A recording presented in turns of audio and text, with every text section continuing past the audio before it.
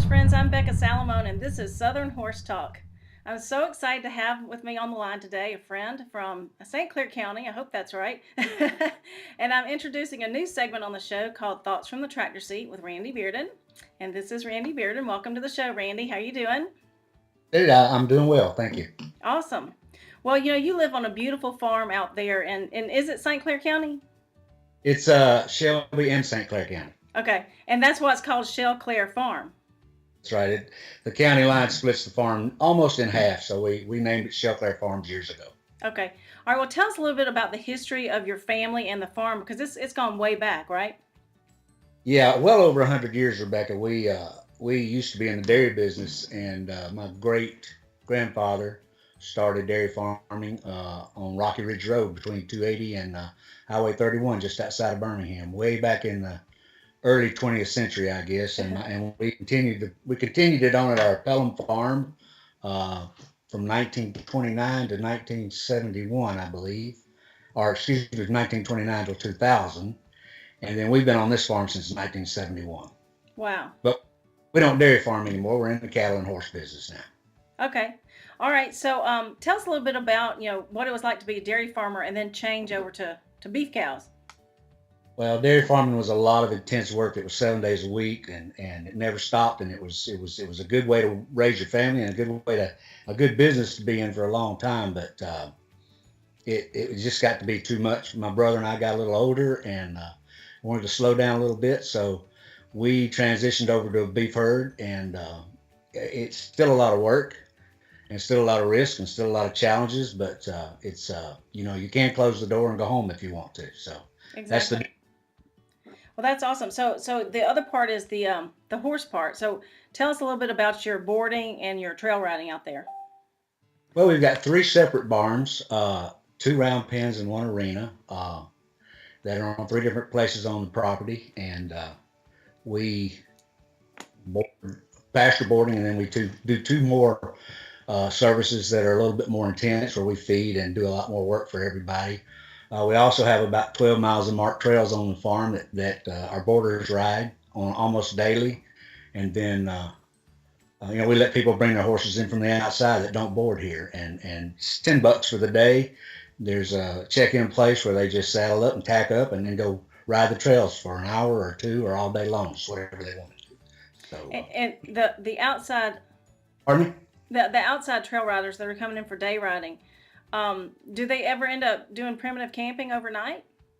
Well, we do have a place that we're trying to get off the ground to let people kind of camp a little bit along a creek. It's a very pretty place, but it's not anything that's anything other than primitive. I mean, there's nothing there at all but a beautiful creek and a beautiful spot. But we really haven't delved into that too far yet. But we're working in that direction. Okay, good, awesome.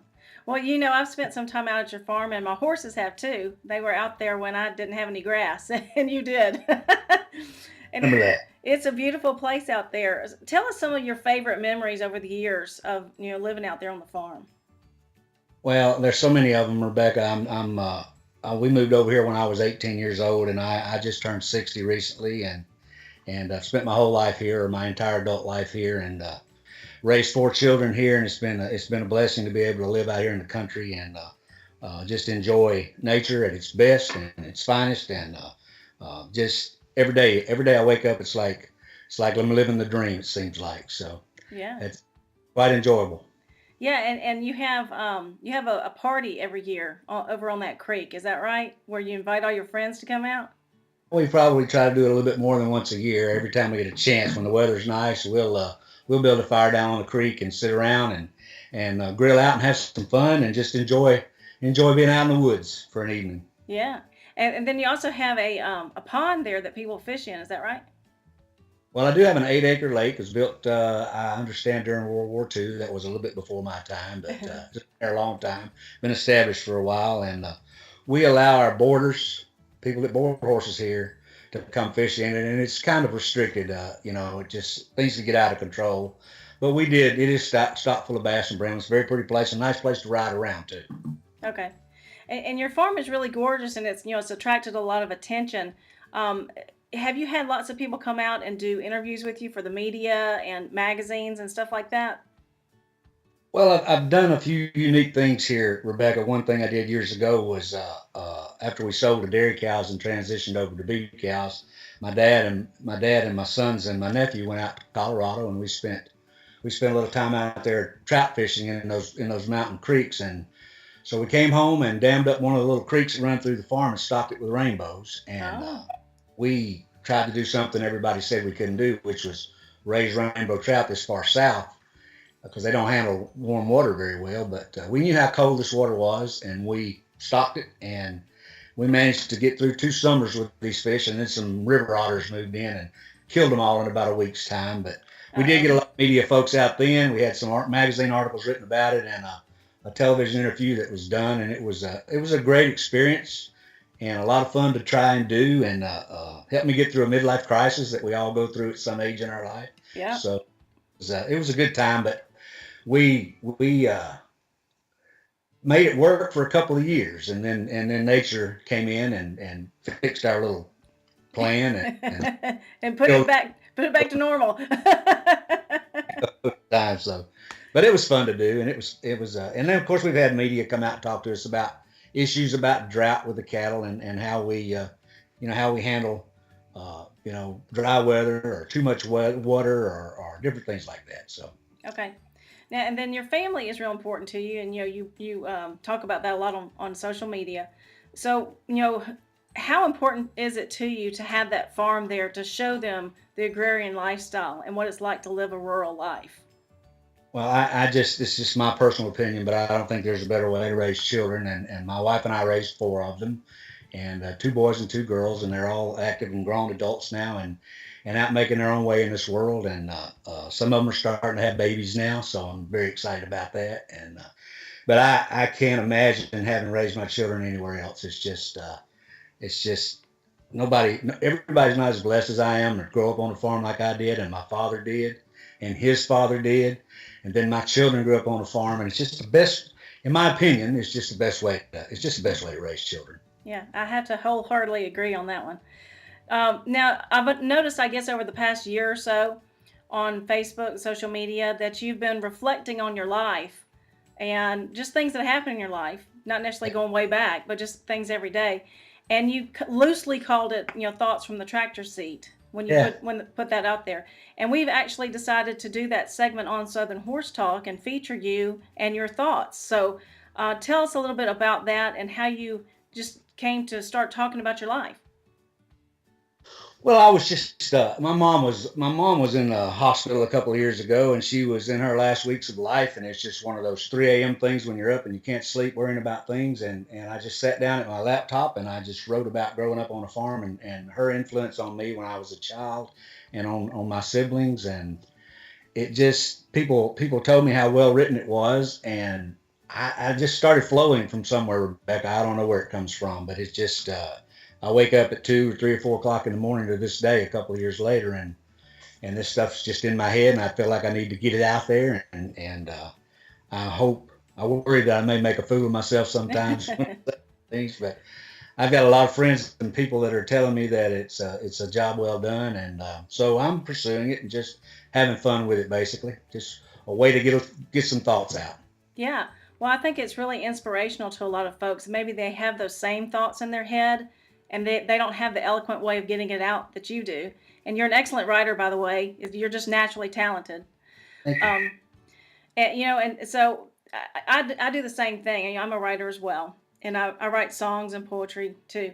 And when I was I guess about 40, 41 years old, I started writing songs. And I wrote about, I don't know, 16 to 20 songs. Boom, boom, boom, boom, boom. And like you said, I had to get out of my head.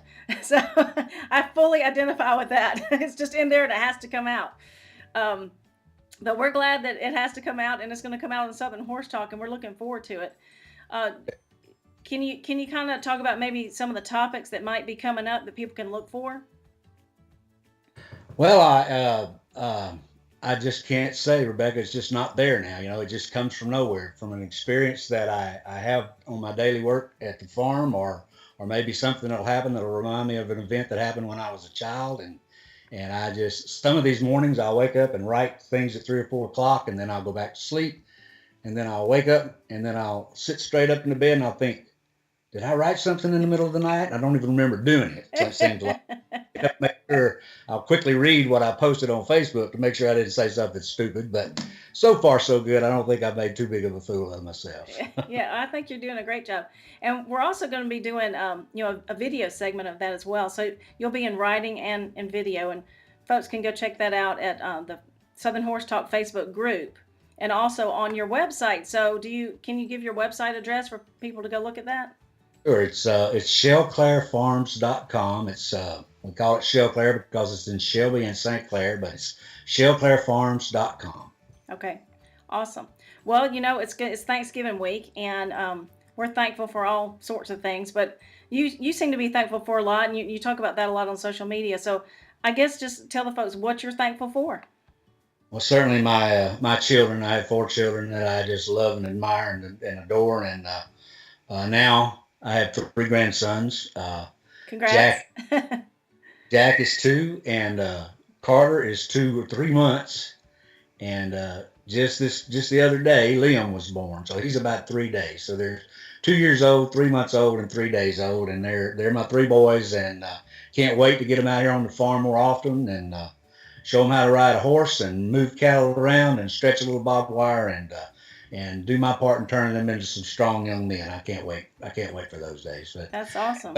family, Rebecca, that's what it's all about. That's what it's all Exactly. about. Exactly. And we got to get you a little granddaughter so you can get her little pony. I will be a pat of butter in a frying pan when I get a little girl. I'm telling you, I know you would. I won't be. I'll be worthless. No, can't Well, wait for that. yeah. Well, thank you so much for sharing with Southern Horse Talk. We really appreciate it. And we're looking forward to your thoughts from the tractor seat with Randy Bearden. Thank you very much, Rebecca. I appreciate it. Alrighty, and folks, viewers and listeners, you can go to southernhorsetalk.com for more information, alabamahorsetalk.com, and Alabama Horse Talk and Southern Horse Talk Facebook and YouTube. Thank so much. Thank you.